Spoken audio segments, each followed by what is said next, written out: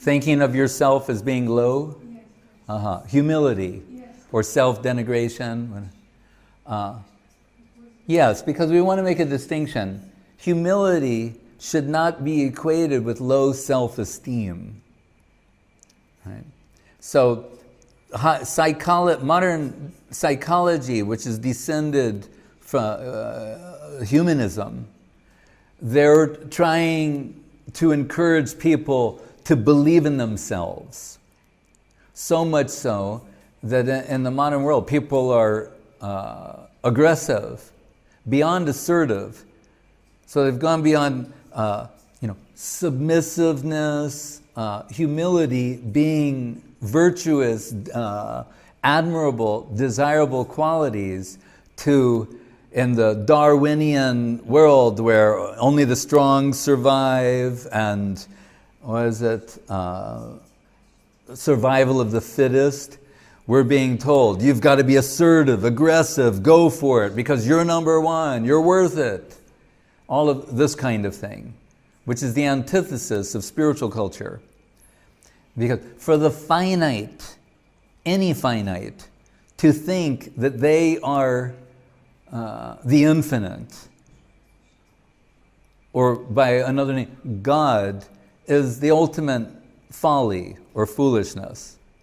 Right? To think that you're the supreme entity, that the universe revolves around you. Right? So, humility is the outcome of the perceived presence or proximity of greatness. It's not a posing, a posture. An actor can act humble. Right? The director can tell the actor, in this scene, you're very humble. Can tell a super arrogant person who may be super arrogant in their normal life, all right, in this scene, you're very humble. They may be totally insensitive. You're crying. You're feeling the. Yeah. So we're not talking about an act, a pose, right? Being a poseur, posing as being humble. But humility should come as the natural outcome of being in proximity to greatness. Just as if we're standing on the shore of an ocean, automatically, and as we're looking toward the horizon, we see how vast the ocean is, automatically feelings of humility may descend within us. Sometimes we're looking at the sky when it's very clear and you can see so many stars, or through the Hubble telescope, or some space exploration, and then you think, oh, the Earth is one insignificant planet among a trillion stars, and then here on this Earth, I'm one such person, automatically. So on account of perceived proximity to greatness, humility descends or floods the heart. That's the principle. So spiritually speaking, what to speak of when we perceive the presence or proximity to infinite greatness, to divinity, then how shall one feel? So naturally, one will feel insignificant. But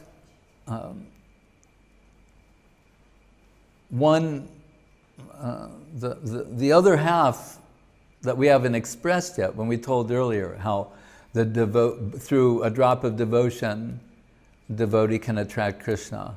So we're told, yes, Krishna is the Supreme Lord, everything's meant for His pleasure, satisfaction, etc. We're all His eternal servants. And to underscore more, we're His slaves.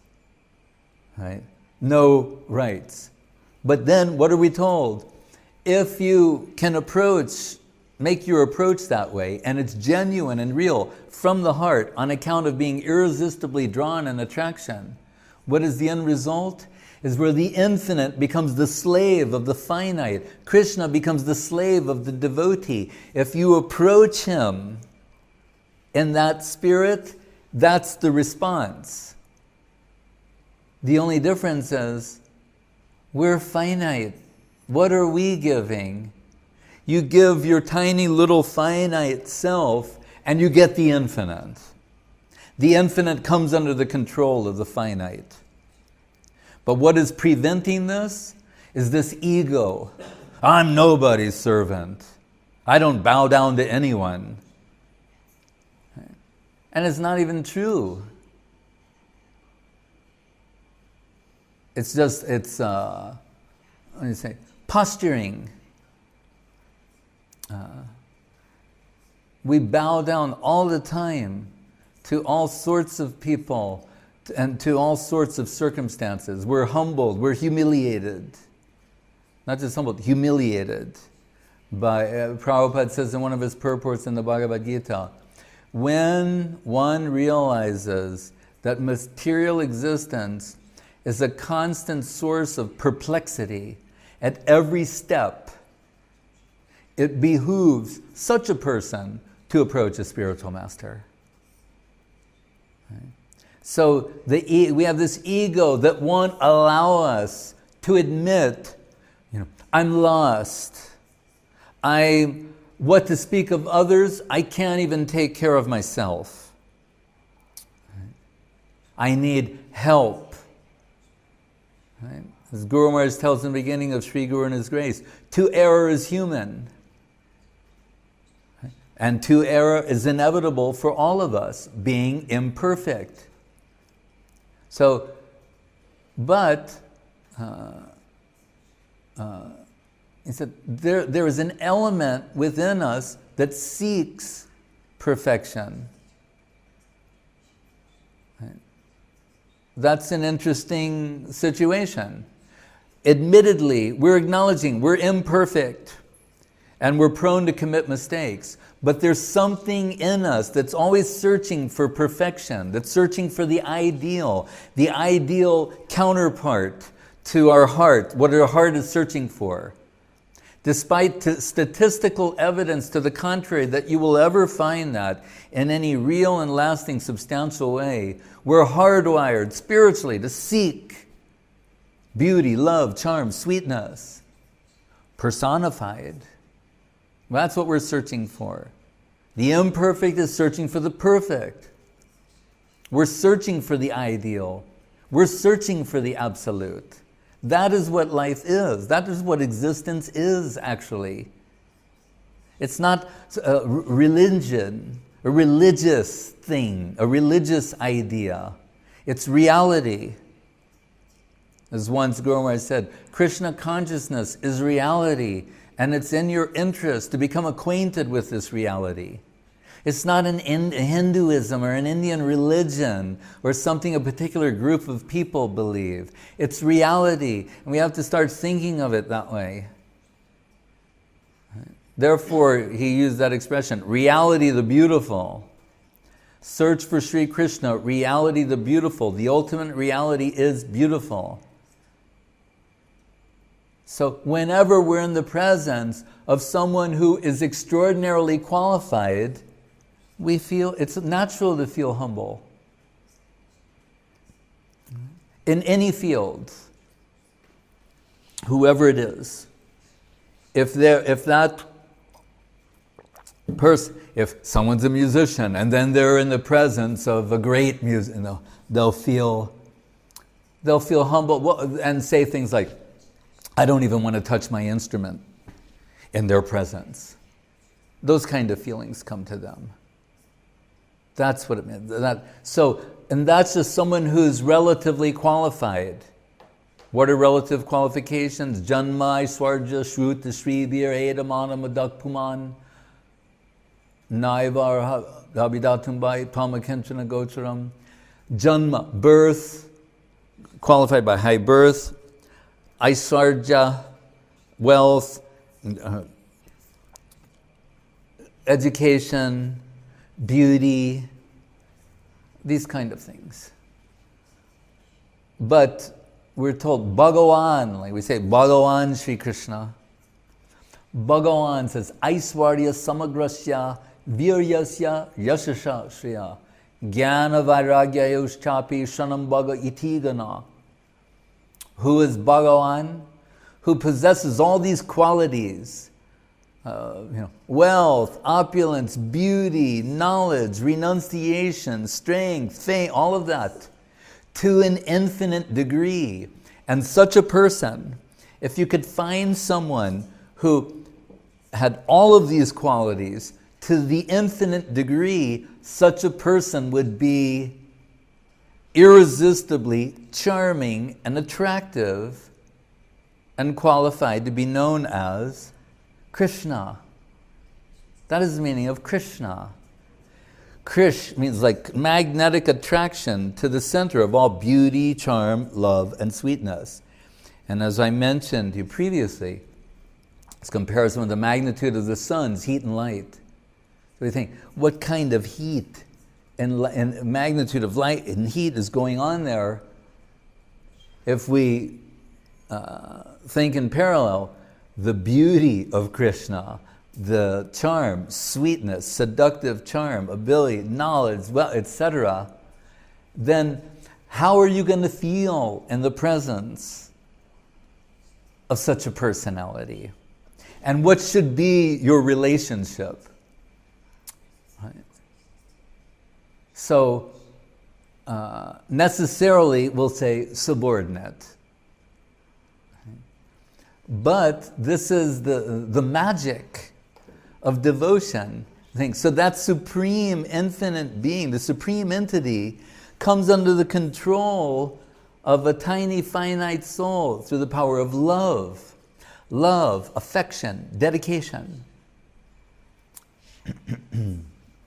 So Guru Maharaj says in the beginning of the search for Sri Krishna, the ultimate controlling principle is not power, but beauty and love. That's the ultimate controlling principle. It's above power, beauty over power. So, do you know what a superconductor is? Have you ever heard of them? Superconductors means there are certain ceramics that when they freeze them, they take them towards absolute zero. Means, very cold, right, to the extreme. Like, when we're in Tomsk once, someone was talking about how cold it was in Tomsk, and these two devotees were having a little bit of a discussion. One was telling me, like, it was minus 40. And the other devotee said, ugh, what is this nonsense? It wasn't more than minus 30. So they're used to it being very cold, right? Oh, you know about Tomsk also. So if you go absolute zero is something like minus 300. Okay? So we're told certain ceramics, when they approach absolute zero, normally we know that like wires have some resistance to electrical current. That's why they get hot. Here, when the ceramic approaches absolute zero, it loses all resistance and achieves superconductivity. Full power can go through it with zero resistance. So the negativity or the humility of the devotee should not be misunderstood. It's the power of negativity to attract the positive. Krishna is the positive. This is not like humanist, new age humanism where you got to be positive. Don't beat yourself up. Don't get negative. Just always stay positive. Positive attracts positive. Where does positive attract positive? That's not my experience. When I was a child, someone gave me two magnets, and if you put they repelled each other. But positive and negative went like that. So Krishna is the supreme positive. When the devotee, through the genuine culture of humility, descends towards absolute zero, Krishna is irresistibly drawn to that devotee. And they achieve superconductivity, superconductors. There's zero resistance to divine current. So, like in the case of Srila Prabhupada, Guru Maharaj told Shaktavesh avatar, divinely empowered, like God, in power and magnitude to do something extraordinary. So we have to abandon conventional, stereotypical ways of thinking. We have this ego and arrogance of modern people to think that we've just about figured everything out. A couple of things left, right? Like Stephen Hawking or other, within 5 years we'll know everything, except, how whirlpools work. We have to have the courage to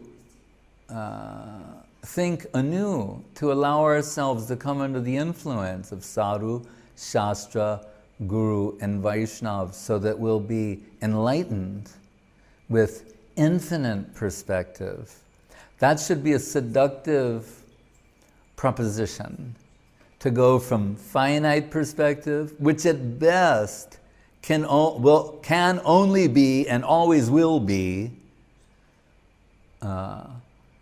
limited experience of the limited. We can trade that for the infinite perspective afforded to us by sadhu, shastra, guru, and Vaishnava.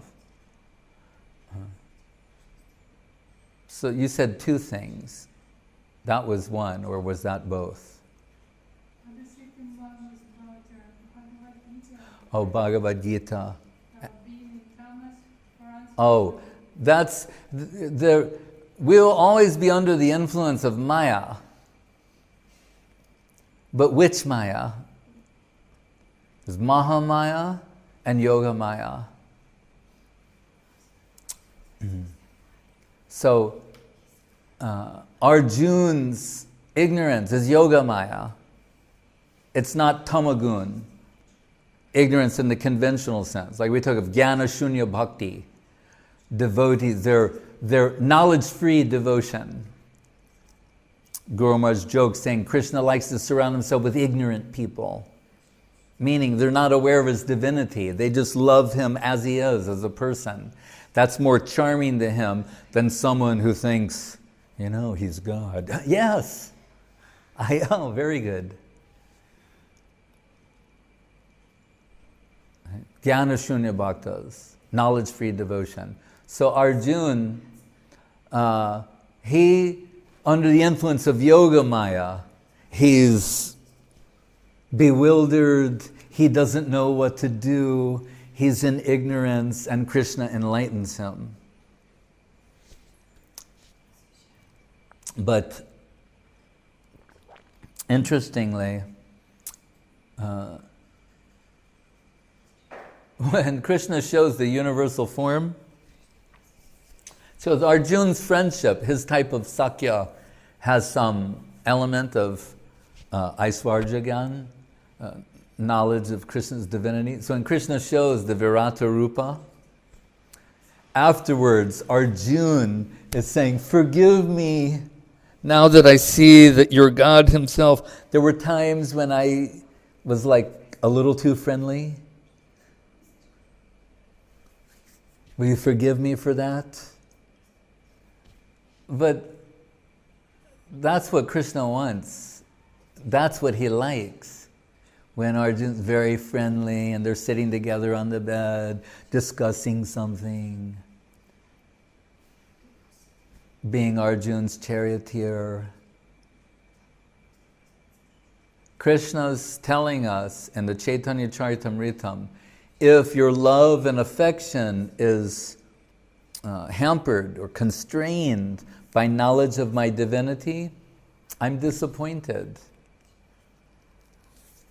That's the beginning of the book there, where Krishna is saying, I like those who can push this whole divine aspect into the background, and deal with me like a friend or a subordinate. We can understand. That's very, how can Yashoda whip Krishna? Who can be entrusted to run after Krishna and whip him? Why, she's so great. Gopyadade Tvaikritaz Gosi Damatavad Yate Drishashu Kalilanjana Sambramaksham. Kunti Devi saying, this bewilders me, this vision. Krishna's running, Yashoda's chasing after him to beat him, and Krishna, his lotus eyes, where there's kajal, mascara, all the mascara is running down his lotus eye. In fear, he's crying, running from his mother. She's saying, that's so beautiful and beautifully bewildering. I can't get it out of my mind.